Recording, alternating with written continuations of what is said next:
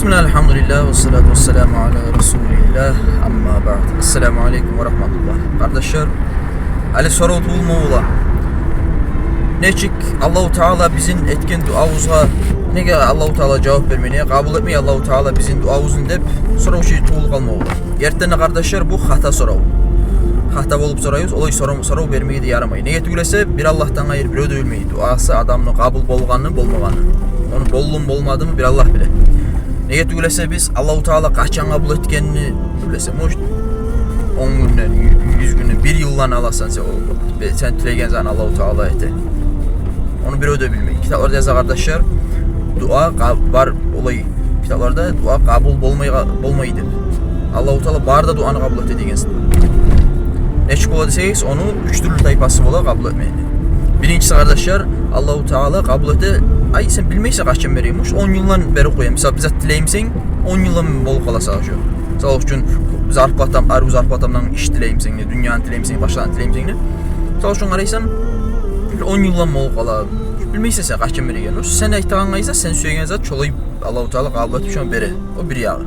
İkincisi Allahu Teala sana dağda yaxşı qayza da etib bere sana. Dağda yaxşı etib bere onu. Neçik ola deseniz, misal üçün geltirip koyayıq.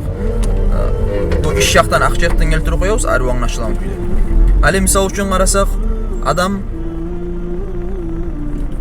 tiley, işte bana bir premiye gelsin, premiye versin hep tiley misal üçün. Premiye olsun bu ay misal üçün bana biraz gelsin hep.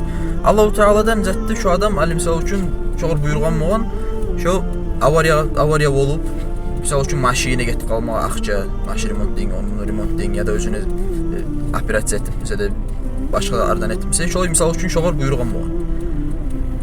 Allahu Teala da neçədə qəbul etib şonun duasın. Şu avariyağa da düşməy, o premiyada almay.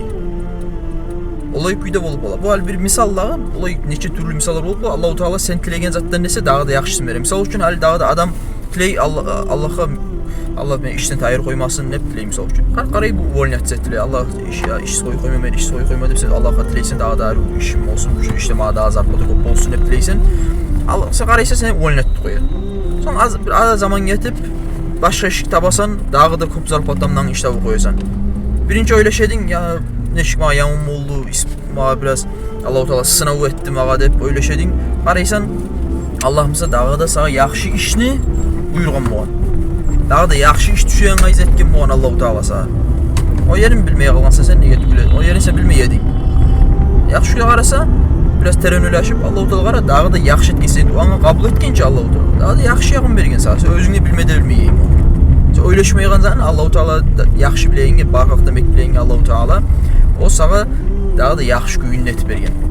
Sonra biz bu saatte hali bizim sastayan yavuzda biz bu saatte halımızda biz öyleşsaq da yaman zatı koyulma, qıyın oldu, boşma yaman olup qalan ne oylaşsaq da, amma tek biz bilmeyiz ki kardeşler. Allahu Teala daha da yaxşı yağımdan biridir onu. Şuradan her zatın özün bir hikmeti olur kardeşler. Allahu Teala onu bizden bek bile, şu üçün biz ne halva düşük kalsa da bizge din üretten kuydu. Biz qaşanda da elhamdülillah ala kulli hal. Ne halva düşsem ne her bir maktu Allah kadir de bir şu sayalına biz Allah'a tavakkul edip Allah'a koyma taarruz kardeşler. Sınav gelgenine sabır edip Allah'ın ötkiren kuydu. O üçüncüsü de kardeşler, üçüncü yağı da duanı Allahu Teala bu dünyada vermeyi koysa da bir zatında ya da yaxşı yağını vermeli koysa da ahirette Allahu Teala şunu verecek sevabını bizge. Ve ahirette verilgeni kardeşler gerittiğini daha da yaxşı olacak. Ahirette görgenine biz onu paydasın daha da bek süyünecek biz, öyleşeceğiz kardeşler. Barda beni dualarımı Allahu Teala kıyamet günü koyup qoğumsa edip ne getügülese ondan içağı bek kömek bolağanını göreceğiz biz kardeşler. İçağı ulu suavlar olur. Kim bile bizim bir etkin dua sayalım Allahu Teala savabın ahirette verip kıyamet günü verip şunu şu savab bizge kömek et koyumsa da cennete girmek et. Onu bir ödülmeye kardeşler. Şu ucun bulgunca köp dua ne tarık Allahu Teala kabul etmedi de aytmağa da ulu hata kardeşler. Olayı da aytmağa yaramay.